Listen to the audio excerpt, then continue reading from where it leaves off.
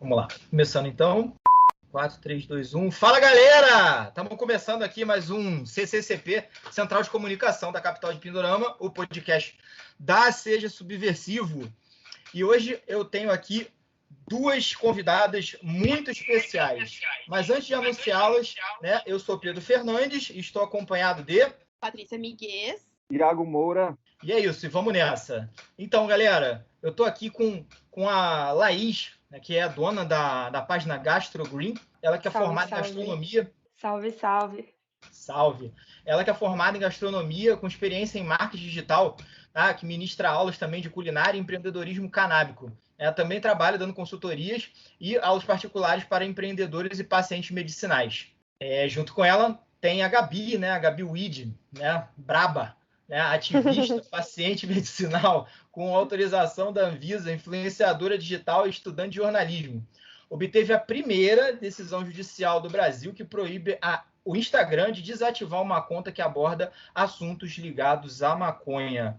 Sejam muito bem-vindas. Muito obrigada. Valeu, eu agradeço. Vamos nessa, então. Pô, assunto de hoje, né? Já deu para perceber que é maconha, né? Ganja. E aí? Galera aí que fuma, galera que curte, galera do de vez em quando, galera que tem sempre em casa, galera, né, que usa aí para questões medicinais. Tamo junto e hoje vamos abordar tudo isso aqui, né? Vamos abordar também sobre culinária canábica, beleza? Então, de todos esses assuntos, eu queria começar falando aqui com a Gabi, né? A Gabi teve um vídeo aí que viralizou agora há pouco tempo, né? Ela botando a PM para correr lá da porta da casa dela, os caras que tiraram uma onda, né? Bombou bastante lá na página, né? E assim, fica toda a nossa admiração aí para você, Gabi. Muito obrigada. Confesso que foi um momento desesperador, sabe? Eu não esperava que a polícia estaria dentro da minha casa. Como moradora de comunidade, foi uma situação muito difícil, uma situação até inédita. Eu consegui não deixar de entrar à minha casa. É importante ressaltar que a polícia acordou uma criança preta, que é o meu filho, de 11 anos. No vídeo eu falo até que ele tem 8 anos, mas na verdade ele tem 11 anos, e ele foi acordado com um policial militar apontando uma arma para ele, perguntando quem estava dentro da casa dele. E foi um momento muito desesperador para ele e para mim também. Eu fiquei sem saber como reagir ali. Eu tenho hoje uma autorização para exercer a profissão de jornalista, não sou formada em jornalismo, mas tenho essa autorização do Ministério do Trabalho, e foi o argumento que eu usei para que eles soubessem que eu tinha algum tipo de instrução no assunto e que entendia que eles não poderiam adentrar dentro da minha casa sem um mandado judicial. É importante ressaltar que na hora do nervosismo eu falo até mandato, né? E tá errado, o termo correto é mandado. E foi bem desesperador, só que quando os policiais perceberam que eu tinha uma instrução, que eu entrei ao vivo, eles recuaram e não entraram na minha casa. E é interessante que no vídeo a população que assiste, eles vibram, né? Porque é muito difícil de ver a polícia militar, a polícia civil, que foi uma operação conjunta da polícia militar com a polícia civil, recuando quando o morador, né, não deixa entrar dentro da sua casa, do seu lar. Então foi uma situação desesperadora. Eu confesso que eu agi por impulso mesmo, e a gravação ao vivo só ocorreu porque o meu telefone ficou sem memória, e eu fiquei desesperada. Eu tentava gravar um vídeo e meu telefone não ia, e eu disse, como é que eu vou provar que eles estão entrando dentro da minha casa? Então, a única alternativa que eu tive foi fazer uma live através do meu Instagram, e teve toda essa repercussão aí de eu ter conseguido que a polícia fosse embora. E é importante ressaltar também que eles estavam entrando na casa de diversas pessoas. A partir do momento que eu me posicionei, que eu falei que eles não tinham mandado para estar entrando dentro da casa da população, eles desistiram de entrar em outras casas que não haviam, né, arrombado, porque o que houve na minha casa foi um arrombamento. E só não entraram mesmo, não reviraram tudo, porque eu me posicionei ali firme e pedi um mandado, e quando eles perceberam que eu tinha uma instrução a mais, infelizmente, né, muitos moradores não têm, eles recuaram e respeitaram aí o meu lar, em partes, né? Isso me lembrou de uma vez que eu vi o Gregório do Vivier dando uma entrevista, né? Que ele falou algo do tipo, olha, gente, eu tenho plantação, eu planto tal variedade, que eu nem lembro qual era, e se alguém quiser vir aqui me prender, eu moro no Rio de Janeiro, no Jardim Botânico, é só vir aqui, todo mundo sabe onde eu moro. E aí as pessoas, né, nessas situações não aparecem, né? É incrível como sempre isso que você falou, de que quando perceberam que você tinha mais instrução, a situação mudou, né? Mostra muito bem que quanto eles vão atrás mesmo, a polícia mesmo ela é truculenta com as pessoas que muitas vezes, né, infelizmente não tiveram acesso à instrução ou a população mais vulnerável, né? Sim, com certeza. Tanto que a população nos outros vídeos até vibra, né? Os moradores batem palma e ficam até meio assustados por ver a PM, né? A Polícia Civil, recuar, né? Ir embora com os fuzis abaixados, é importante, né? Que eles, quando viram que, eu sou jornalista e eu vou levar para a mídia, eles abaixaram os fuzis, que geralmente está apontado para a população baixa renda, e foram embora, e ali terminou a operação abusiva que estava ocorrendo aqui na comunidade onde eu moro. Isso, eu lembro dessa vez que o Gregório falou sobre isso, né? E, assim, eu entendo que hoje o Gregório tem uma outra visão, né, sobre a questão. Inclusive, ele é seguidor da gente na página. Mas, na época, né, ele esqueceu, né, que ele estava aí cercado, né, por privilégios, né? Por ser um homem, né, branco, né, de classe média, inclusive famoso, né? Quem é que vai querer se meter, né, a criar um problema com o Gregório do Vivier na zona sul do Rio de Janeiro? A ideia dele foi justamente essa. Ele falou isso justamente porque ele quis dizer que o motivo dele ter falado isso foi tipo assim, eu moro na Zona Sul, tipo, e aqui a galera não vem, por isso que ele fez essa provocação, entendeu? Foi uma situação difícil, meu filho carrega o trauma, né, que é meu filho, porque minha mãe faleceu e eu crio, né, o meu irmão como meu filho, e ele carrega o trauma aí de ser uma criança preta que aos 11 anos já teve uma pistola apontada para si. É difícil a situação. Como mãe, então, é desesperador. Eu sou uma pessoa que eu só tenho a agradecer a maconha na minha vida, porque eu me tratei com canabidiol. Eu tratei a minha depressão, né, com canabidiol, e foi a época que eu tive mais avanços. Foi, assim, uma coisa sensacional. E também, maconha me salvou em duas ocasiões, assim, em que eu estive em trabalhos de intenso estresse. Que foi na campanha de 2018 e segundo agora na campanha de 2022. Tipo, todos os dias, se não fosse meu baseado à noite para eu relaxar, eu acho que eu tinha pirado, cara. Sem sacanagem. Brabo. Mas passamos por Acaba isso. sendo a realidade de muitos brasileiros, né? É, real. E assim, bom que isso me ajudou, né, a tranquilizar, a poder no dia seguinte dormir melhor, no dia seguinte trabalhar melhor, e por que não, né, dizer que isso daí acabou ajudando, né, a gente a ganhar a eleição. Legal. Muito bem, vamos falar agora um pouco sobre gastronomia canábica? Bora. Vamos que vamos? Então, primeiro vamos começar aqui, quem é que teve já experiências, galera do podcast, quem já teve aí alguma experiência, quem curtiu. Alguém já comeu um comestível aí? Passou mal. Rapaz, eu tenho uma história para contar, mas eu vou deixar o Iago falar primeiro, que ele deve ter alguma coisa interessante para falar também. Olha, eu só comi um brownie, conha, alguma coisa assim, uma vez na vida. Eu confesso que eu estava bastante receoso, porque assim, as pessoas do meu entorno que tinham tido experiências até, pessoas que fumavam maconha assim, com frequência e tal, tinham falado, pô, não, mas quando é comestível, bate de uma outra forma. Assim, comigo foi super tranquilo. Eu confesso que eu não sei se fizeram a receita e não deu muito certo, mas assim, foi muito tranquilo. Então não ficou uma experiência tão traumática assim, não. Foi de boa. O Pedro, quando contou a história dele, foi assim, é uma história a ser lembrada para o resto da vida. Mas assim, meu Deus, só história boa, né? Só memória boa com os comestíveis.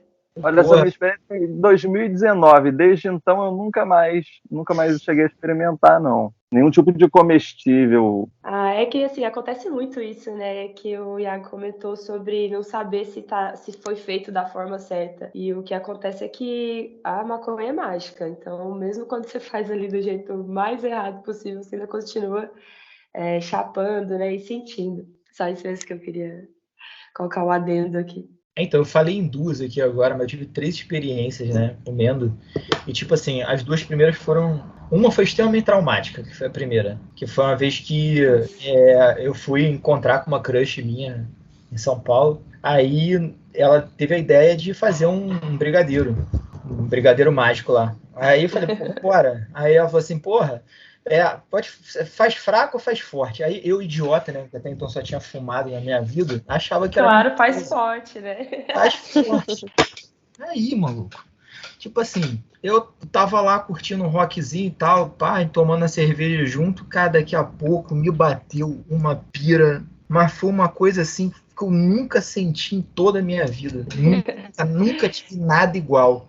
E É pior, que você né? entende o chapar diferente, né? Realmente é diferente. Exatamente. Totalmente diferente do que eu já tinha experimentado. Totalmente. E foi uma coisa assim que começou a me dar enjoo, depois comecei a vomitar. E eu fui parar no hospital. Legal, olha só. Fui sair para encontrar a mina, tipo Olha que assim, lindo. estávamos os dois no hospital. E o mais legal também é que ela resolveu chapar no Rivotril junto. Então foi uma noite assim alucinante, gente. Vocês não têm noção. Você não tem noção. No banheiro, assim, porra, foi jato na parede de vômito, foi. E depois pra ir pro hospital, cara, tipo assim, eu tava tão pirado dentro do Uber que o motorista uma hora chegou pra mim e falou assim, cara, só para de falar só 1 minuto, porque senão eu vou acabar me perdendo aqui, cara. Não tô conseguindo dirigir com você falando tanto e falando tão alto. Eu não tinha nem Tu ideia. foi barulhando o motorista. Porra, foi, cara. Aí cheguei no hospital, tipo, porra, eu cheguei no hospital dizendo que eu tava infartando. Só que eu cheguei foi uma gritaria, eu tô infartado, Tô morrendo, socorro. Aí, porra, veio a enfermeira, tal, não sei o que, me pegaram e me botaram na cadeira de roda, maluco. Aí, Que isso, na cadeira de rodas? não, eu tava piradaço, morra, mas foi a onda mais sinistra da minha vida. Aí me fizeram um eletrocardiograma. Aí, pô, nesse meio tempo eu fui me acalmando, né? Pô, senta aqui, vem pra cá, faz esse exame, faz não sei o que lá. Aí quando terminei o eletro, eu virei pra enfermeira e falei assim, eu vou morrer, enfermeira? Aí a enfermeira, com o maior cara daquelas evangélicas braba, assim, sabe? Aí virou pra mim e falou assim, Pentecostal. falou assim, não! Aí eu falei assim, e o que eu tenho? Aí ela, efeito da maconha! eu lembro disso até Seu hoje. maconheiro, safado. Maconha! E assim, cara, porra, ela me olhando assim, sabe, como se eu fosse um criminoso, cara daquilo. Aí depois ela falou pra mim, é o que vocês fazem, dando trabalho pra gente, tipo, podia estar atendendo uma outra pessoa, tá atendendo você aqui. E eu, tipo assim, na hora comecei a rir. Chegou um momento que eu comecei a rir, que eu não consegui parar mais também. E, enfim, foi uma loucura. Eu depois só lembro de voltar pro hotel e, tipo, no outro dia estar acordando como se nada tivesse acontecido. Mas, tipo assim, foi uma noite realmente louca. Assim, a segunda foi um negócio também que eu acabei. Depois disso, eu pensei assim, falei, cara, próxima vez que eu topar, eu vou pedir um fraco. Mais ou menos, não sei, vou comer aos poucos. E aí eu tava numa festa e tal, tipo, aí aquele negócio também de você, uma coisa que eu não faço mais. Quando eu tô fumando, eu não bebo mais. Não gosto de misturar as duas ondas. E aí realmente não dá certo. surgiu um cookie. E aí, pô, eu falei, pô, vou comer metade. E aí, assim, né, demora um pouquinho mais pra bater. Aí no meio dessa demora, me bateu a ansiedade, eu falei, pô, esse aqui deve estar fraco demais, vou comer outra metade. Vou comer a outra metade. Aí fudeu. Aí eu fiquei alucinado de novo. E assim, na terceira foi uma experiência maravilhosa que eu tive com um cupcake, mas feito por um chefe mesmo, especialista, eu não lembro agora o nome dele, especialista em culinária canábica. E aí, tipo, foi uma experiência maravilhosa. Primeiro que o cupcake tava maravilhoso e, tipo assim, a onda foi super suave, sabe? Foi show de bola. Eu falei assim, eu já sei, é nele que eu tenho que voltar para comer de novo o bolo. Enfim, resumidamente é isso. Eu nunca tive experiências gastronômicas, mas eu só consigo lembrar daquele episódio de Grey's Anatomy que todos os médicos do hospital comem cookies com maconha. É maravilhoso esse episódio. Gente, é muito bom, é muito bom. Aí eles começam a perceber que tem uma coisa errada quando todos os médicos estão atendendo nessa situação. O hospital inteiro chapado, né? Ai, acontece muito, né, nas melhores famílias. Comestível é uma coisa, assim, bem única, porque como cada organismo vai funcionar de uma forma, e sempre tem essa questão de que a gente está acostumado a fumar e rapidão já tá chapado, né? essa espera é o que acaba com a gente, na maioria das vezes. Eu acho que, assim, opinião totalmente de leigo, mas de leigo que eu digo de quem nunca se aprofundou no assunto. Mas acho que quando você fuma, o mecanismo do efeito, ele vem muito mais rápido. Então, na medida que você vai fumando, você vai sentindo a coisa, como é que vai andando, né? Você vai sentindo o efeito, acho que aos poucos. Quando você come, como um mecanismo diferente, eu acho que quando bate, deve bater de uma vez. Só que comigo não bateu. Sim.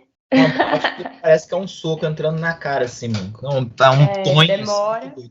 É engraçado porque, assim, o que acontece, né, é que quando a gente fuma, a fumaça e todos os canabinoides vão pro nosso pulmão e é metabolizado lá. E aí é rapidão, é instantâneo. Quando a gente come, esse processo é pelo fígado.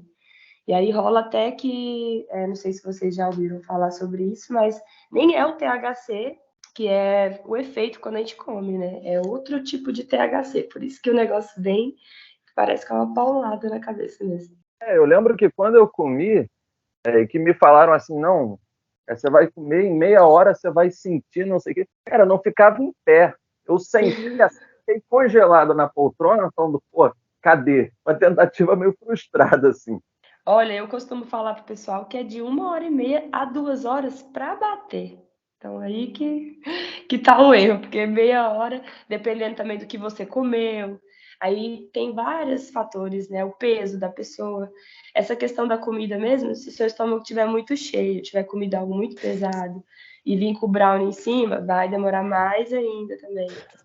Eu acho que o que aconteceu comigo foi isso. Eu acho que no dia tinha mandado para dentro um rodízio de pizza, depois meteu o brigadeiro por cima, demorou pra caraca. Quando bateu também derrubou. Eu só ia te fazer uma pergunta por curiosidade. Isso daí foi no primeiro date que aconteceu esse caos todo? Foi no primeiro date. Primeiro date. A sorte é que a gente já tava, tipo assim, a gente chegou no hotel de tarde, depois do almoço. Então, tipo assim, já deu pra enrolar uma impressão boa, né? Tanto de mim pra ela quanto dela pra mim. Aí depois foi o caos. Maravilha também, né? Foi caos por dois lados, entendeu? Então no outro dia, não, eu compreendo e tal, tá tranquilo, para aí, vambora. E aí aproveitamos o resto do dia, é isso. Aí eu tenho que contar a minha primeira vez também, então. Epa, vamos lá. Quando eu fiz o primeiro brownie, também não sabia nada. Fiz do jeito assim, tinha o jeito certo, eu fiz o contrário, né? Mas peguei, organizei uma festa com os amigos em casa e falei, vou fazer. Aí comprei a massa já pronta, triturei o prensado no liquidificador da minha mãe, que nunca mais foi o mesmo. Taquei ali na massa, cru, assim, ó, mandei pro forno. Só que outro problema do comestível é você comer com fome, né? O que eu sempre aconselho é, vai fazer o brownie, faz um brownie normal pra você comer e matar a vontade do brownie e deixa outro ali canado. Porque eu fui faminta, peguei 4 pedaços com um copão de leite, tomei e nem fumava muito nessa época também, acho que tava com 17. Aí beleza, né? Todo mundo comeu, sentou e esperou. Igual o Iago. Só que, nossa, veio como? Gente, sério, primeiro que não teve festa, todo mundo capotou assim no sofá jogado. Eu lembro que quando eu acordei, as pessoas estavam saindo da minha casa. Aí eu fui meio grogue, só peguei minha coberta, assim, saí me arrastando pro quarto. Deitei. Foi uma coisa tão louca que eu dormi. No outro dia eu acordei, tipo, eram as 7 da manhã. Fui no banheiro, fiz xixi. Quando eu voltei, que eu fechei a porta, gente, tudo ficou preto, assim, ó. Aí eu fui cair no chão, igual uma batata assada, e eu tava tão chapada ainda, isso no outro dia, que eu ainda pensei, será que eu tento ir pra cama arrastando ou eu fico por aqui mesmo e durmo no chão? Aí reuni todas as minhas forças, fui pra cama, ainda dormi mais horas e horas. Vou falar pra vocês, também fiquei muito chapada de... O pessoal não acredita, mas de olhar pro meu amigo, assim, a cara dele tá derretendo. Eu falei, gente, tomei um cogumelo aqui, não tô sabendo. Muito bom. Agora eu queria já aproveitar e tirar umas dúvidas. Eu tive 2 ocasiões na minha vida que eu tive um ataque de riso, que eu acho que eu devo ter ficado uma meia hora rindo depois que fumei. Uma vez o Iago tava junto. Mas a primeira vez foi, eu tava num show do Rapa, tipo, ia ter rolar Zig Marley e depois o Rapa na Fundição Progresso aqui no Rio. Aí um camarada meu, cara, falou que um camarada dele tinha trazido, pô, uma erva lá do Afeganistão e o caralho, não sei o que. Eu falei, porra, taca fogo, vamos fumar essa aí, pô, quero ver qual é a onda, né? Pô, essa é boa pra caralho. Pum, fumamos. Maluco. Eu, na época, tipo assim, eu tenho até pena da minha ex-namorada na época, porque, tipo, eu tive um ataque de riso, gente, eu não conseguia parar de rir, o que era aquilo que tava acontecendo, cara? E, tipo assim, umas coisas idiotas, assim, o segurança chamando a atenção do maluco, né, que eu nem lembro o que o cara fez, o cara jogou lixo no lugar que não devia, não lembro, tava forçando uma porta. Aí o cara falou assim, ô, tipo assim, isso daí, isso, uma bobeira dessa, sabe? Foi um gatilho, assim, pra eu ficar rindo, tipo, meia hora sem parar. E na segunda vez, o Gabriel Silveira, lembra, ô Iago, lá na campanha de 2020? A campanha de 2020, gente, a campanha de 2020, a gente, para vereador aqui no Rio de Janeiro, a gente ficou numa casa, cara, conseguiram uma casa pra gente, de frente pra praia em Copacabana. E aí, caraca, maluco, só maconheiro dentro da casa. Aí o Gabriel Silveira trouxe um Colômbia pra gente. Que, caraca, assim, geral, mas, porra, a galera ficou alterada num nível, todo mundo ria, falava alto pra caralho, mas a ponto, assim, do candidato que a gente tava trabalhando, né, ele tava na casa também no dia, dele me chamar duas vezes, dele primeiro tentar falar com o pessoal duas vezes pra galera, entre aspas, gritar mais baixo, aí numa terceira ele me chamou a atenção mesmo, dá um jeito, porra, tu é o coordenador, dá um jeito, e assim, caraca, não dava para parar. Era um negócio muito louco. Vocês sabem explicar, assim, dependendo do tipo da maconha, se realmente dá para esperar mais esse tipo de resultado, enfim. Só fazendo um adendo que você comentou, cara, aquilo ali não era um Colômbia, não. Acho que aquilo ali era uma flor que eu nunca tinha visto um negócio desse na minha vida. Ele falou que era Colômbia. Ele falou que era Colômbia. Ele jura que é Colômbia até hoje, quando conversa com ele. Olha, eu acho muito difícil. Eu vou trazer o Gabriel qualquer hora dele. Gabriel, responde aqui, vamos interrogar o Gabriel. Dá um direito de resposta a ele, porque assim. Eu também acho, cara. Eu até falei com ele, falei, maluco, na moral, tu botou skunk nessa merda, porque no outro dia eu falei pra ele, porra, seu filho da puta, a gente tá aqui num lugar de trabalho, caralho, tu bota a gente pra ficar alucinado. Coisa séria. Porra. Detalhe. Colômbia. Ele era o que tava mais tranquilo. Porque o restante, eu não lembro se eram umas 6 pessoas que estavam também, mas ficou todo mundo num transe de gargalhando assim, e foi uma coisa que, porra, primeiro você sentia aquela tosse bizarra que parecia que você ia expelir todos os órgãos, e quando você parava de tossir, a pressão ia no chão, e eu não lembro o motivo, eu não lembro se teve motivo, mas ficou uma coisa que um começa a rir, aí o outro ri da gargalhada do outro, e daqui a pouco tá agiado, assim, uma coisa... Todo mundo felizão. Cara, mas o Gabriel, assim, ele é o que tava mais tranquilo, assim, mas também o Gabriel, ele é o maconheiro mor da turma, né? Ele é o cara, assim, se você abrir o Gabriel agora, sai fumaça dentro dele, cara, porque é o dia todo, assim, é um bagulho muito tenso, ele. Ele realmente é o especialista, entendeu? Então, por isso, ele estava mais tranquilo. Acho que o efeito não foi o mesmo nele. Fora que o que ele faz não é nem um cigarro, né? Ele faz um charuto de maconha que todo mundo fica alucinado com o negócio. Exatamente. Inclusive no meu aniversário em 2020, ele me deu um charuto desse de presente. Inclusive, eu agradeço. Valeu, Gabriel. Porra, um dos melhores presentes de aniversário que eu já ganhei na minha vida. Ficar pra memória. Com certeza. Eu acho que a Laís entende melhor essa questão das strains, né? Talvez vocês tenham fumado algo muito mais forte do que vocês esperavam, né? Algo com altas porcentagens de THC. Eu acho que o que muda mesmo é isso. Eu recebi uma pergunta parecida com essa esses dias sobre a diferença. E, na real, que não tem muita diferença, e sim a quantidade de THC, né? Então, quando a gente costuma pegar uma flor, assim, que ela tem uma quantidade maior e algumas características, por exemplo, euforia, eu acho que essa euforia é uma sativa que te deixa mais agitado, aí vai dar essa onda de risadinha. Mas, no geral, é porque você fica felizão mesmo, relaxa todos os músculos, tá ali com seus amigos, igual vocês comentaram, um fala um trem, aí o outro começa a rir, aí vai vir aquela bagunça, né? Mas é um dos problemas que a gente tem aqui no país também, de não saber o que a gente está fumando. Então, até quando a gente fuma algo bom, também é ruim, que a gente fala, meu Deus, eu não sei se era um Colômbia, se era tal strain, o que era. Então, a gente fica aí só na memória, né? E assim, lembrando que, né, nesse momento aí, né, que eu tava com o Iago, com o Gabriel, esse momento foi um momento assim, que a gente acabou se dando muito bem, porque assim, o Gabriel tava afim de uma amiga nossa, e ele, para impressionar essa amiga nossa, ele fazia um rodízio de maconha na casa. Mas eu nunca fumei tanta flor na minha vida.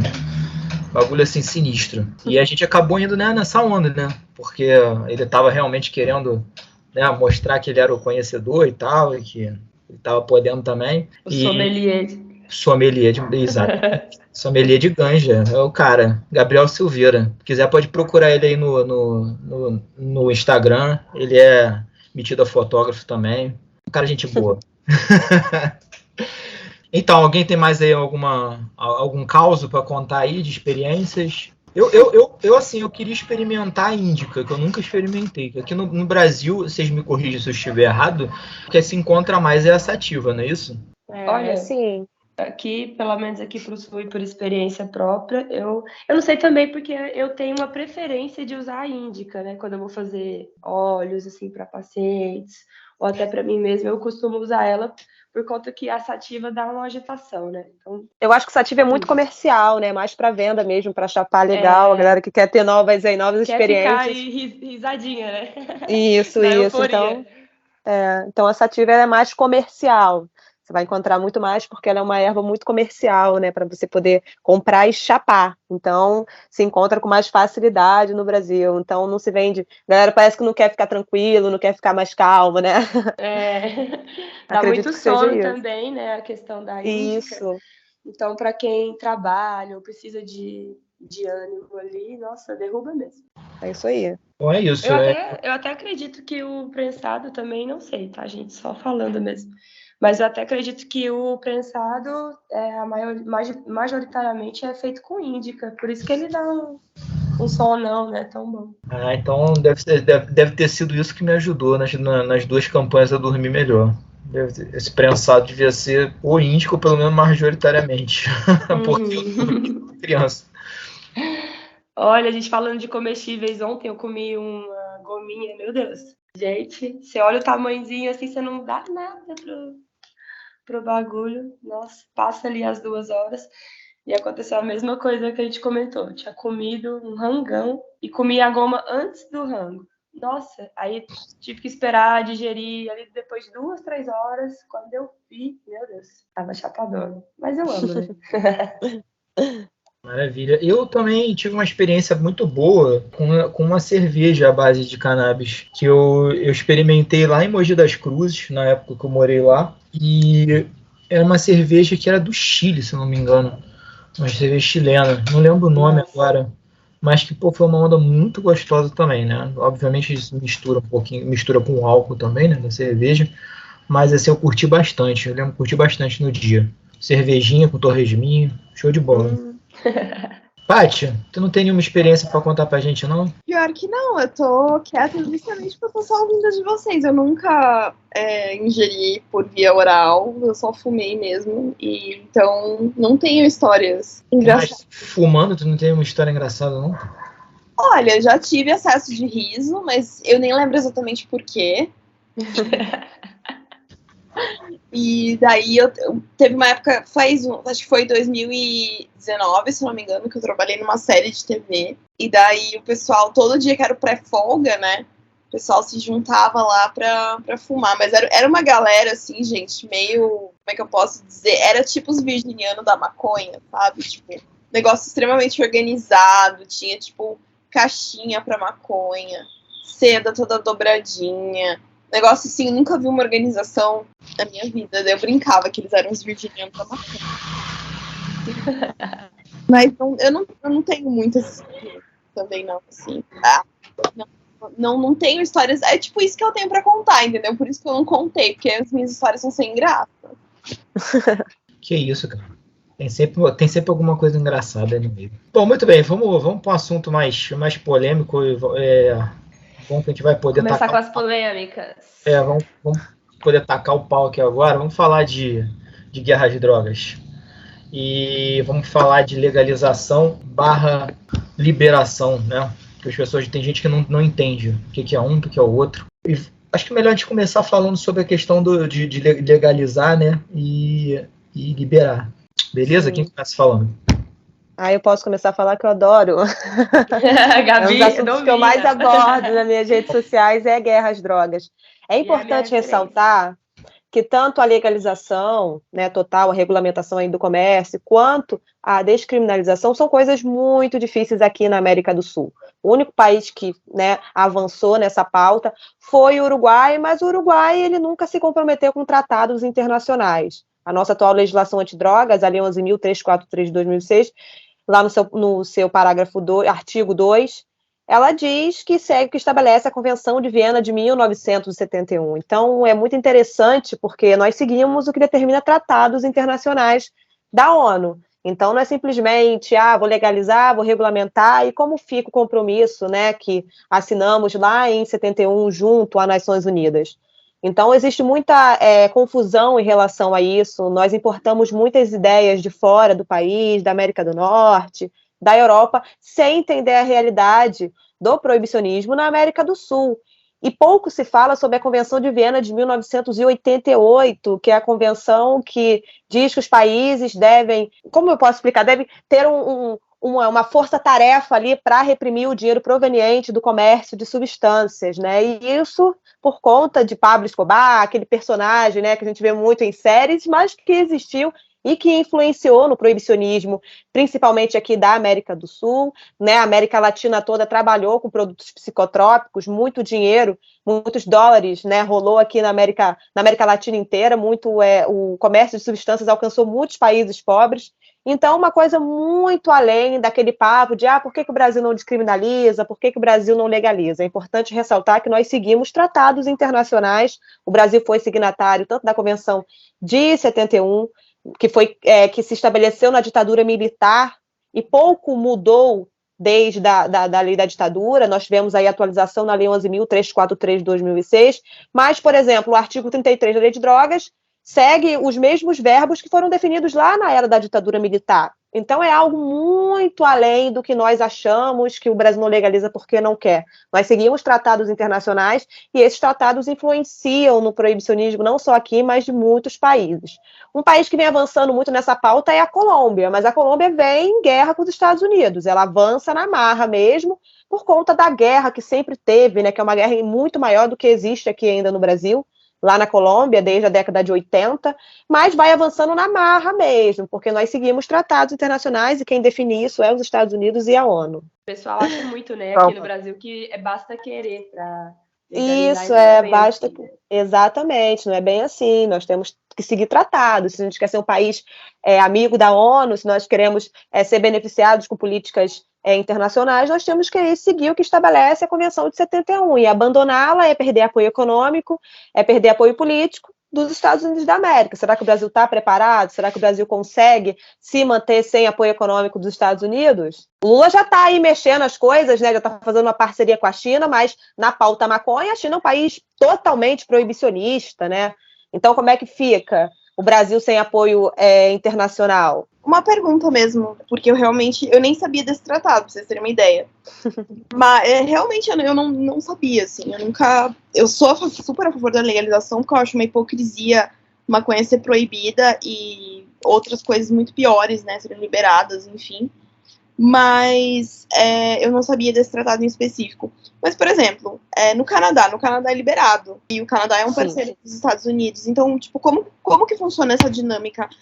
Por que lá é liberado, aqui não é, assim, por essa questão do tratado mesmo?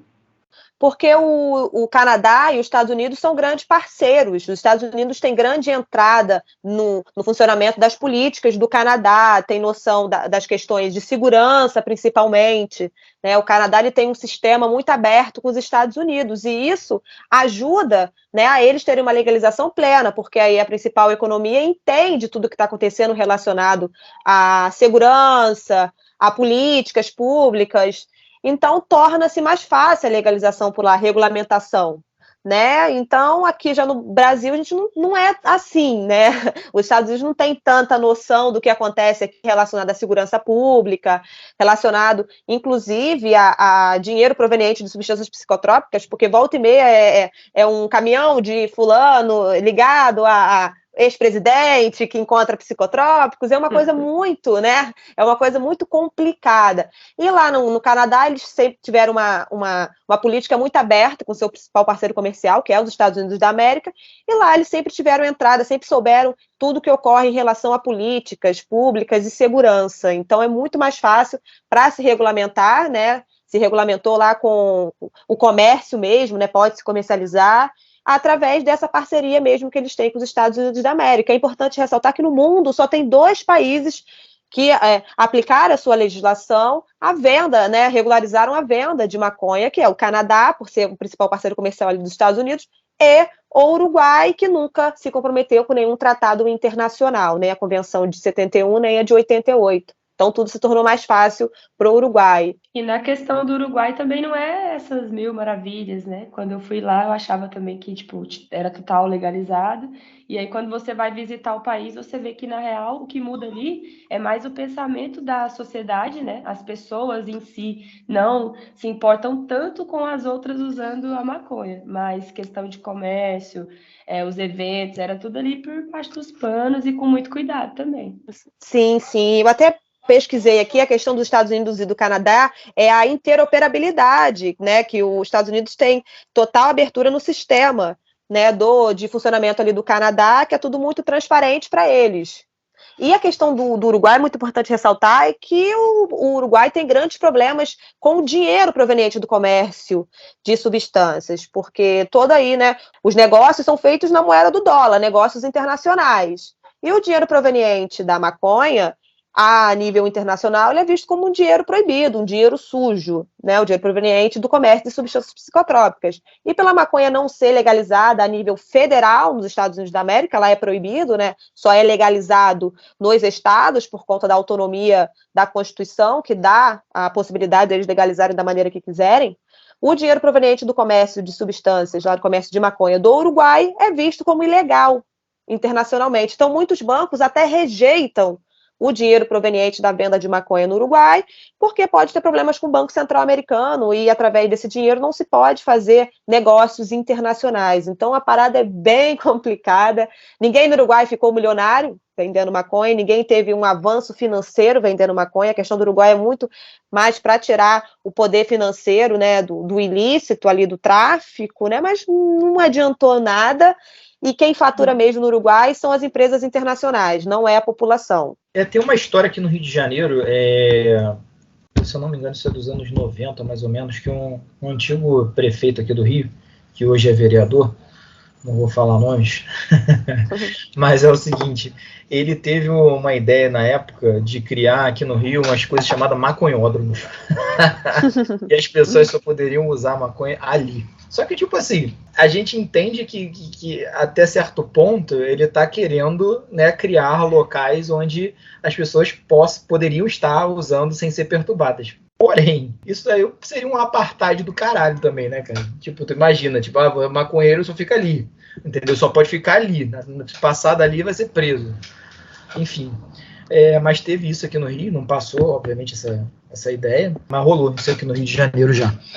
Teve há pouco tempo também o governador do Rio, né, que queria, o antigo governador, o Witzel, que queria multar os maconheiros na praia. Não sei se vocês sabem dessa história. Ah, sim. Claro. Quem fumasse maconha na praia ia ser multado. Não deu muito certo, ele saiu do poder, né, e graças a já aí nada disso ocorreu. Imagina, maconheiro ser multado por fumar na praia, não existe isso.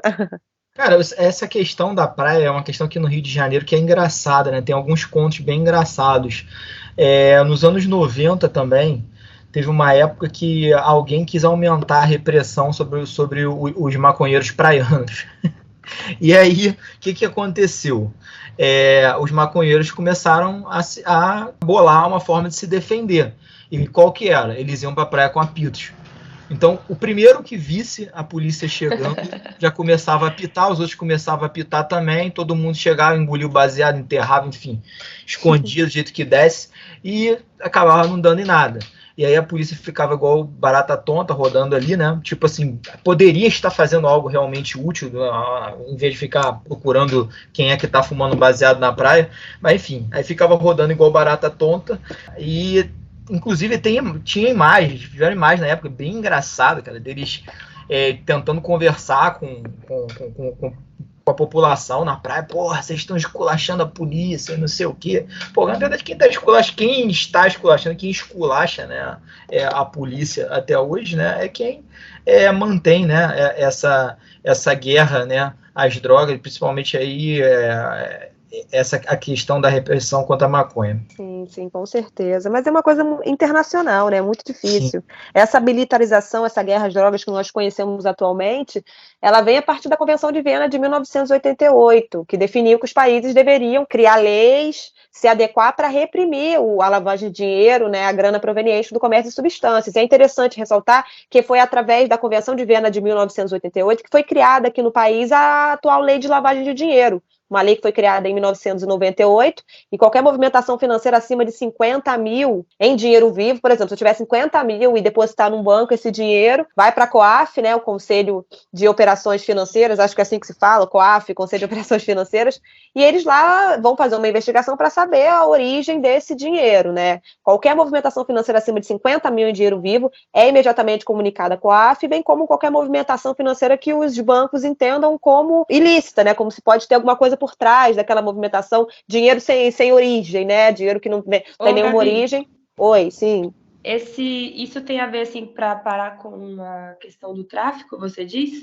Tipo, 50 mil já tá ganhando dinheiro com alguma coisa ilícita. Sim, pode ser isso, né? Dinheiro em espécie, quando você começa a movimentar, tentar depositar ou sacar mais de 50 mil e aquele dinheiro não tem nenhuma origem, a COAF investiga automaticamente. E isso foi uma das determinações da Convenção de Viena de 1988, que é ligada ao comércio de psicotrópicos. Eu trouxe até no meu podcast, no episódio que eu publiquei hoje, sábado, a história da revista Forbes, né? A revista Forbes, em 1987, ela fez um ranking dos bilionários do mundo, eram 90 bilionários apenas. Os americanos teve uma matéria à parte na revista de 87, de outubro de 87, e eles fizeram um ranking dos bilionários do mundo, 90 bilionários. E entre esses 90 bilionários, tinham dois, que era Pablo Escobar e os sócios dele no cartel de Medellín, os irmãos Ochoa, que ganhavam mais de 2 bilhões de dólares, que tinham uma fortuna de mais de 2 bilhões de dólares. E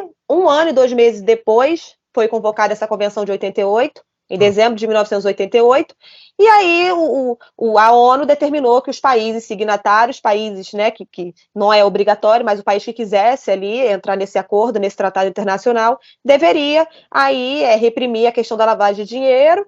Foi essa Convenção de 88, ela foi aderida pelo Brasil, ela foi ratificada na nossa Constituição pelo Fernando Collor em 91, e em 98 deu origem à lei de lavagem de dinheiro, a atual lei de lavagem de dinheiro. E é interessante que no primeiro texto vem lá, tráfico ilícito de drogas. É o primeiro, tá lá, o primeiro artigo, né? O artigo, e depois vem lá o parágrafo. O primeiro parágrafo é dinheiro proveniente do tráfico ilícito de drogas, do tráfico de armas, tudo que era ligado a essa era dos anos 80, né? Do narcotráfico aqui na América do Sul, que faturou bilhões e bilhões de dólares, né? O Escobar ficou na lista dos bilionários até 93, até o ano que ele morreu.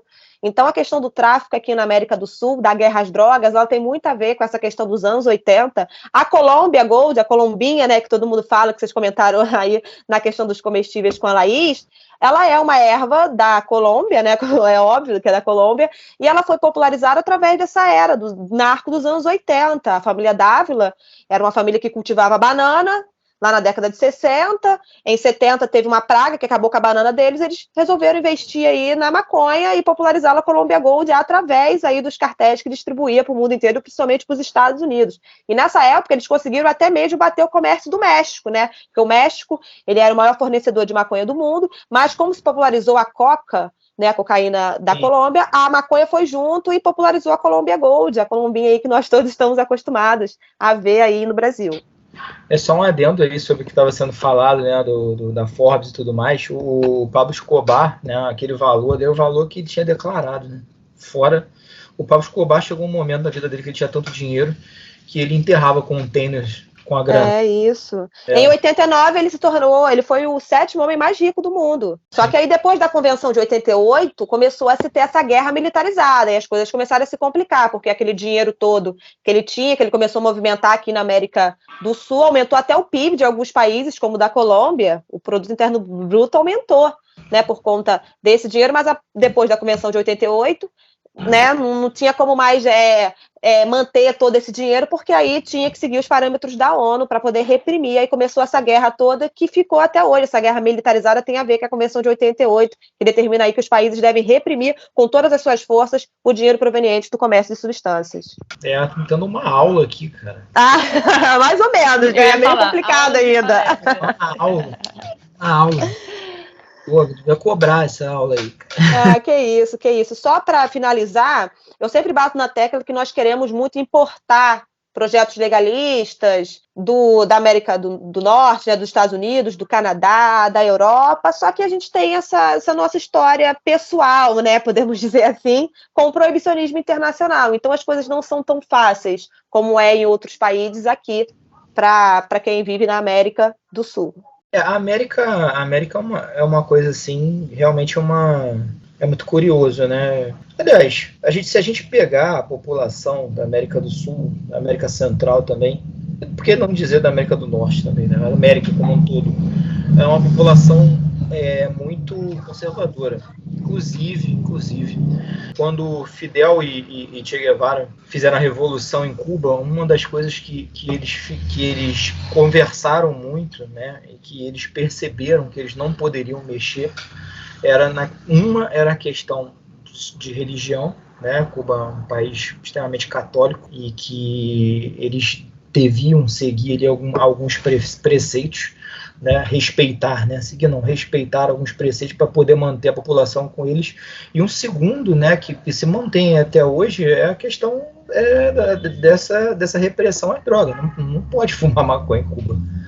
Por incrível que pareça, né, quando fala, o pessoal pode colocar até o cubano como maconheiro, não sei o quê, mas a repressão lá é fortíssima. Sim, é meio que cultural, né, essa questão das drogas. Na década de 80 se trouxe muitos problemas, né? A gente teve muita guerra mesmo, políticos morrendo, principalmente lá na Colômbia. A questão da cocaína também, se fala muito da Colômbia, mas ela também existe com muita força no Chile, Peru, Bolívia, também são países que, né, trabalham com muita coca, e a gente não fala sobre a maconha. A maconha também se popularizou nessa época, também se comercializava muita maconha, exemplo aí da Colombia Gold, que se tornou famosa por conta da distribuição através dos cartéis de drogas. Então é muito complicada essa situação, um assunto muito profundo para abordarmos, mas o que podemos concluir é que o proibicionismo hoje no Brasil, ele segue o que determina parâmetros internacionais. Então não podemos simplesmente legalizar na marra, deixar para lá o que a ONU determina, né, e dizer, vamos legalizar. Senão a gente perde apoio político e financeiro hoje dos Estados Unidos da América. Mas a respeito, vamos falar um pouquinho de Estados Unidos então, a respeito, por exemplo, dos estados americanos que legalizaram a maconha, como Washington, por exemplo, né? Eu entendo, né, que a gente tem aqui no Brasil também uma questão muito de complexo de vira-lata, né? Porque muitas vezes conversando converso com pessoas até que eu julgo, né, que tem uma mente mais aberta, de pessoas chegarem para mim, né, e quando eu cito esses exemplos, a pessoa chegar e falar assim, pô, Pedro, mas você acha que aqui no Brasil isso daria certo? E a minha resposta é sempre a mesma. Eu falei, por que não? Por um acaso, você é inferior a um americano? O brasileiro, você acha que o brasileiro ele é inferior ao americano? Né? Por que a gente não pode fazer, ou pelo menos, né, começar a tentar em alguns estados aqui no Brasil? Eu sei que não dá para fazer isso em todo o Brasil, é um país enorme, né, país continental, e então, mas eu entendo que daria para começar a tentar em alguns estados, como está sendo feito nos Estados Unidos da América. Mas lá a Constituição dá autonomia para os estados decidirem de maneira individual, o que não ocorre aqui no Brasil. né? Tem essa problemática que o Brasil e os estados devem seguir leis federais. Lá nos Estados Unidos não tem essa necessidade. Então, os estados lá podem definir da maneira que quiser esse assunto.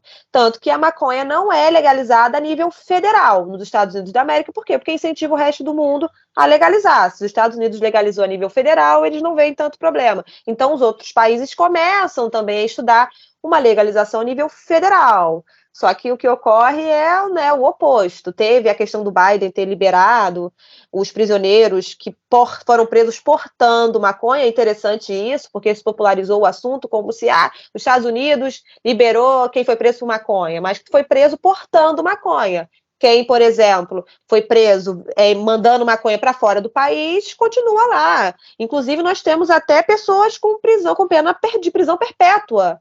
Tem o caso que o ativista Steve D'Angelo, acho que você fala o nome dele certo, ele traz um caso de um homem que está preso, né, tá com pena perpétua, de prisão perpétua, porque estava aí, foi pego vendendo maconha. Então, as coisas são muito complicadas ainda. Então, assim, os Estados Unidos, ele evita legalizar a nível federal, porque aí vai incentivar outros países também a legalizar. E aqui no Brasil, os estados não têm essa autonomia. A Constituição não dá essa autonomia para os para os estados decidirem da maneira que desejarem sobre esse assunto. Então, fica tudo muito amarrado a tratados internacionais. Se a ONU retirar ali, né, porque existe uma lista de substâncias proibidas, a Green List, a lista, né, de substâncias proibidas da Convenção de 71, se a ONU retirar o tetrahidrocannabinol dessa lista, aí sim os países podem legalizar da maneira que desejar. Mas enquanto o tetrahidrocannabinol for uma substância proibida na Green List, os países que seguem o que determina a convenção vão ter que manter esse proibicionismo. E é muito interessante, vocês vão lá na Lei de Drogas, artigo 2 dessa lei, diz bem claramente que a lei segue, que estabelece a Convenção de Viena de 1971, que determina aí que os países devem reprimir, proibir, né, o comércio desse tipo de substância, proibir a venda de substâncias como maconha. E é interessante ressaltar porque essa proibição da Convenção de 71 não é um problema aqui da América do Sul, da América Latina, porque na era da Convenção de 71 nós estávamos na ditadura militar. A convenção ela foi convocada por conta daquela era hippie que veio com muita força. Teve aquele festival de Woodstock, é assim que se fala, gente, me corrija aí que eu sou muito boa no inglês. Festival de Woodstock, que teve muita força, né, que pregava o paz e amor, não faça amor, não faça guerra, né? Essa questão com o uso muito de substâncias, né, de LSD e da maconha. Então a ONU resolveu convocar essa convenção de 71 para reprimir totalmente, né, com mais força, porque já era proibido, mas ainda tinha muitas brechas. E essa era aí do hippie, ela trouxe essa convenção junto com ela, né? A Convenção de Viena de 1971, que reprime aí a maconha e substâncias psicotrópicas, psicodélicas. Eu entendo que a guerra às drogas, ela acaba, né, sendo interessante para quem realmente lidera, né, para quem é o dono de verdade do tráfico de drogas, né? Sim, mas se a gente for abordar quem é o dono do tráfico de drogas, por exemplo, eu vivo numa comunidade onde todo mundo morre. Morre quem é envolvido, quem não é envolvido, vai morrer a polícia que está entrando. Então, assim, é meio que prejudicial para todo mundo que está envolvido nisso. Obviamente, se você tiver uma super proteção, mas não chega nem aí. Esse é o exemplo do Escobar, que morreu com um tiro na cabeça em cima de um telhado. Então, mesmo sendo quem ele era. Então, eu acredito, tenho uma visão que o tráfico de drogas, a proibição, ela gera interesses para governos, entendeu? Para governos, financeiramente. Não assim para quem é dono, para quem está envolvido, para quem está comercializando mesmo a substância, porque, no fundo, sobra para todo mundo e não resta ninguém. Você vê os principais traficantes estão presos, entendeu? Os donos mesmo, aquelas pessoas que são taxadas como lideranças, estão todas presas. Não tem ninguém aproveitando o dinheiro proveniente do comércio de substâncias. Mas quando a gente fala nos grandes traficantes, né, no final das contas, a gente está falando em testes de ferro também. Por exemplo, aqui no Brasil. Aqui no Brasil a gente teve um candidato à presidência em 2014, né, que todo mundo sabe que é traficante internacional. Não vou falar nome, nem quero, mas todo mundo sabe disso. E a gente sabe que essa pessoa, né, que está lá no topo, né, essa pessoa se beneficia dessa guerra às drogas, né? Porque ele segue fazendo o discurso dele conservador aqui embaixo, ele segue ganhando dinheiro pra caralho, né? E no final das contas, quem se fode é a galera que tá atravessando, né, esse meio do caminho, né, desde do cara, né, que acaba ganhando o nome, né, de grande traficante, não sei o que, parará, né, como esses que estão presos, até a pessoa menor que o cara que trafica na universidade, enfim, o que faz a droga chegar no consumidor. Sim. Então, eu assim, obviamente, né, pelo amor de Deus, me corrija se eu estiver errado, mas você falou, eu concordo bastante com essa questão, tipo, beneficia, né, de alguma forma governos, mas eu entendo que beneficia de uma forma de realmente manter, né, essas pessoas sob um cabresto, manter uma população sob um cabresto. Porque eu entendo que assim, as drogas, elas acabam... Eu nem entendo maconha como uma droga, mas enfim, como todo mundo fala isso, né? Mas eu entendo como a questão aí de entorpecentes, elas vêm como uma forma de aliviar, né, tensões que as pessoas têm, né, na vida, no dia a dia. Inclusive, nós temos, né, drogas que são lícitas e que, por exemplo, quando a gente fala de álcool e cigarro, são extremamente prejudiciais à saúde. Se é prejudicial, é legal, né? Pois é. Se a maconha matasse, estava liberada. Pois é, rapaz. Então assim, isso é um debate também que precisa ser bastante aprofundado. Porque, no final das contas, isso me remete muito àquela questão do filme O Nome da Rosa. Vocês assistiram? Não assisti, não. Porque a trama ela é toda em torno de um livro, né, de um livro de comédia. Isso eu agora já não lembro nem mais o século que se passa, mas é uma coisa assim, muito antiga mesmo. E que um religioso resolve envenenar, né, as páginas do livro para as pessoas que resolvessem estar lendo, né, tá dando boas gargalhadas com o livro, pudesse morrer. Porque ele entende que no final das contas, a pessoa, né, e ele fala isso em determinado momento, que a pessoa que encontra, né, essa satisfação, né, que traz o humor, né, essa tranquilidade que traz o humor, ela não precisa mais da igreja. Inclusive, ele não usa igreja, ele usa Jesus, né? Mas, assim, na verdade, não é exatamente a figura de Jesus, é a figura que foi formada, né, e que prende, né, que eles querem que as pessoas entendam como sendo, né, o revolucionário Jesus Cristo, para que as pessoas possam continuar sob o cabresto da igreja. Então, eu vejo que é uma questão que é muito similar quando a gente fala de entorpecente. É interessante ressaltar também que a questão do tráfico, né, da proibição do tráfico, também está envolvido muito com armas, né? Se comercializa muitas armas nessa questão do proibicionismo, dessa guerra e tal. E quem é o principal fornecedor de armas do mundo? Né, o principal fabricante é os Estados Unidos da América. Então tem uma coisa muito entrelaçada com o proibicionismo. Se você tem que proibir, você tem que fornecer armamento para aquele proibicionismo, né, para que possa ocorrer aquele proibicionismo. E essa questão das armas, ela vai ocorrer tanto na questão ilícita de quem está envolvido no ilícito, quanto também na questão de quem está ali reprimindo. É um comércio que está muito alavancado pela questão também da guerra às drogas. Então, é um assunto muito complexo para se debater, porque envolve muitos parâmetros. E, assim, não tem como falar de tráfico de drogas sem falar sobre tráfico de armas, né? Se precisa ter armas para manter, tanto para reprimir quanto para manter, né? Então, tá tudo meio interligado. Muito bem lembrado. E só para lembrar, né, que a gente está falando aqui de conservadorismo, né, de tudo isso que acaba... né, levando aí, né, a essa guerra às drogas, né, a questão também de venda de armas, né, para municiar isso. A gente infelizmente passamos aí por 4 anos, né, com um ex-presidente que se dizia extremamente conservador, né, e que foi pego no avião da comitiva de 39 quilos de cocaína. E agora, nessa semana que passou, né, a Polícia Federal, né, apreendeu 322 quilos de maconha. Maconha pra caralho. E ninguém fala sobre isso. Um caminhão que pertence a um ex-ministro dele. E que... Não teve o caso também, desculpa interromper, da coca no avião presidencial? Né, lá na Espanha, teve também esse caso, né? Sim, foi o que eu falei primeiro, 39 quilos, né? Não prestei atenção, desculpa. Ou eu falei, de repente... Foi falar cocaína, falei maconha, não sei. Enfim, 39 quilos de cocaína, né? Que houve, né? Isso daí bem lembrado. Mas essa questão dos 322 quilos de maconha que foi agora, né? O cara é um ex-ministro do Bolsonaro, né? Que é o senador Jorge Seif, não sei se é a pronúncia certa do nome dele. E outra coincidência, né, entre aspas, né, esse cara ele emprega o Jair Renan, que é o filho 04 do Bolsonaro. Emprega o Jair Renan no gabinete dele. Então, tá aí, né? É bom sempre a gente pegar e expor, né, essa galera. Com certeza. E aí, vamos para o próximo assunto? Pessoal? Sim, tá todo mundo ouvindo. Alô, tô aqui também.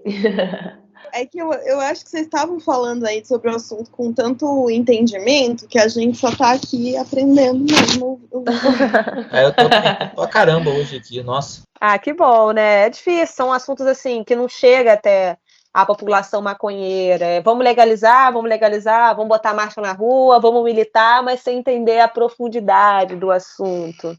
E muita gente vende conteúdo, Laís sabe, né? Tem muita gente que vende legalização, é gringa, que nós vamos legalizar, quer aprender como funciona a legalização de tal país. É isso aí, Laís. Eu ia falar isso mesmo, que sobre essa convenção, hoje, né, acredito no Brasil, a única pessoa que fala sobre isso é a Gabi mesmo. Porque é muito polêmico, não vende, né? Não é um assunto que não vende. A luta da legalização, você sabe, Laís, é muito comercial, né? Vamos vender conteúdo gringo.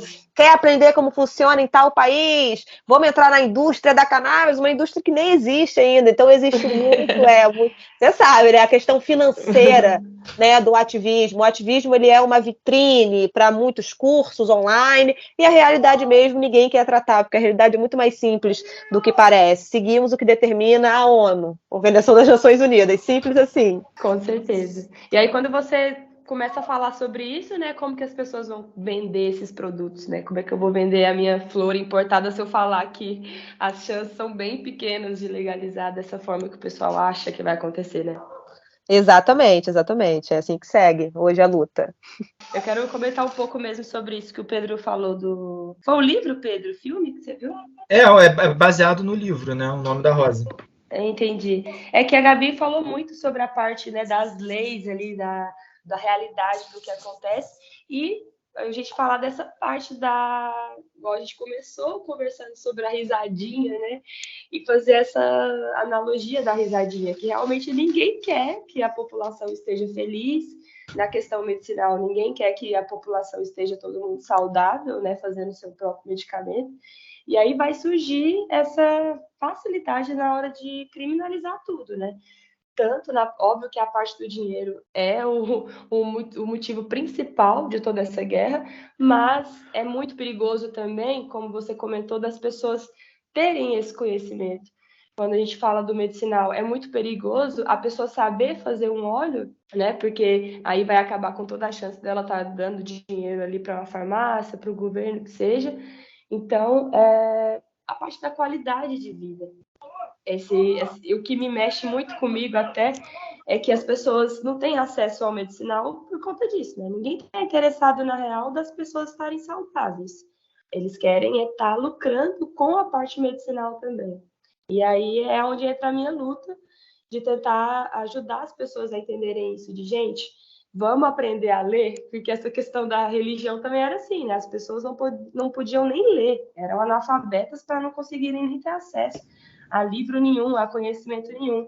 E hoje, como a gente tem a internet e a facilidade de poder ir atrás, existem todas essas outras estratégias para tirar a gente, né, desse conhecimento. Então, na parte do comestível, muita gente nunca comeu ou não sabe, porque tem essa ideia de tudo é inalcançável.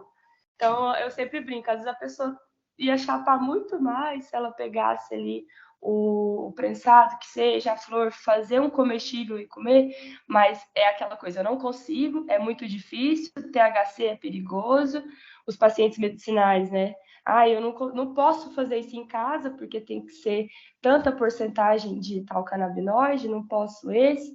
E aí isso vai afastando as pessoas, né? Tanto da medicina, tanto até da parte recreativa, que poderia estar todo mundo aí já experimentando por conta própria, sente esse medo, né?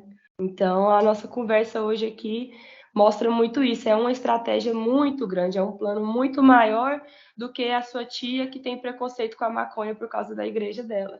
E assim, só para lembrar aqui, tá? Que foi, a Gabi perguntou também, tá? O nome do livro é O Nome da Rosa, tá? Nome da Rosa. Isso, é do Humberto Eco, tá? Tem filme dele, né? Com o Sean Connery. Maravilhoso, assistam. Tá? E ele é ambientado num mosteiro franciscano italiano no ano de 1327 e traz toda essa problemática aí, né, sobre a questão, né, de ciência, obscurantismo e também sobre a questão do humor, né, na época, né, que a igreja queria proibir, né, humor, e segundo, como eu falei, segundo o próprio religioso, né, que envenenou a página dos livros, ele falava que as pessoas, a partir do momento que a pessoa tem esse tipo nível de libertação, né, ela não precisa mais da igreja. Então, é o que acontece com todos os psicodélicos e com a maconha, né? A questão da expansão da consciência, de você ter algo ali a seu favor, né? De você tomar e conseguir expandir sua consciência. Porque até a questão da qualidade de vida, como uma pessoa que sofre ali de dor, tem dor no osso, ela vai conseguir se libertar de um preconceito, ou vai conseguir lutar pelas causas das drogas, de política, sendo que a pessoa não tem uma qualidade de vida. Infelizmente, eles também modulam a gente assim, né? Com a fome, com a pobreza, com a dor, e aí a gente fica nesse limbo aí, né? Ok, eu gostaria de agradecer primeiramente a oportunidade, é um prazer estar com todos aqui, gratidão mesmo por esse espaço, e busquem conhecimento, pesquisem sobre tratados internacionais. O proibicionismo no Brasil ele não é porque o país deseja que funcione dessa maneira, ele segue o que determina a ONU, parâmetros internacionais. A América Latina em si tem uma história com o proibicionismo, engajou um tratado internacional, a Convenção de 88, então as coisas não são tão fáceis o quanto nos vendem nas redes sociais. Evitem cursos, evitem qualquer tipo de comércio relacionado a conteúdo canábico, né? No caso eu estou falando no nicho assim, de pessoas que importam muito conteúdo, pessoas que querem impor uma legalização de países de primeiro mundo. Isso não existe. O maior narcotraficante que teve, né, no planeta Terra, ele era da América do Sul, foi nosso vizinho aqui no Brasil, e busquem conhecimento, entender principalmente de tratados internacionais. A legalização não é tão fácil quanto parece, o Brasil não existe essa questão do Brasil não legaliza porque não quer. Como fica um país que legaliza na marra, sem apoio da principal economia mundial? Então, é só isso que eu tenho para dizer. E muito obrigada pela oportunidade. Gabi? E um adendo também que você deixou aí para nós, que é a pergunta, será que a gente consegue ter essa liberdade de, né, se emancipar? E aí pensar sobre a gente tomar esse lugar, né? Não ficar esperando que as coisas vão acontecer como aconteceu em outros países, mas pensar como que a gente pode fazer o Brasil conseguir ter essa possibilidade um dia. O Brasil tem poder econômico e financeiro para deixar a ONU de lado e seguir da maneira que deseja? É isso que nós temos aí que sempre avaliar quando falamos sobre legalização, descriminalização e tudo mais que envolve a maconha, que é uma substância totalmente controlada pela ONU. Perfeito. Galera, queria só lembrar uma coisa que bem legal, tá? A página acabou de passar de 149 mil seguidores. Ah, legal, parabéns. Chegando aí no 150 mil, né? Assim, estão ganhando seguidores bem rápido e, tipo assim, cara, eu espero de fato que a página possa ajudar vocês, tá? Se vocês precisarem da gente, né? Que a gente possa estar aí fazendo essa troca, possa um estar adiantando o outro, porque o assunto, né, que vocês trazem aqui pra gente, né, que vocês elucidaram muitas coisas aqui pra gente, faz parte, né, do que a gente prega, né, como administradores da página, tá? Então, contem com a gente. Muito obrigada, gente. Obrigada, valeu. Muito obrigada e agradeço. Demais. Foi uma honra esse convite, estar participando aqui, foi muito legal. E vamos marcar mais uma vez, né? Vamos marcar mais uma vez. Com Vamos que tem certeza. assunto para... Pô, pois é. Estamos à disposição. Foi um prazer, foi Obrigada, ótimo. meninas. Foi um prazer. E a gente falou ao mesmo tempo, mas a mensagem foi dada. É isso. Então, beleza, gente. Então, aqui estamos encerrando mais um Central de Comunicação da Capital de Pindorama, o podcast da Sexta Subversivo. Espero que vocês tenham gostado. Muito obrigado pela companhia e pela paciência de você que chegou aí até o final com a gente. Valeu! Um beijo grande. Valeu. Até a próxima. Valeu. Valeu, galera. Até.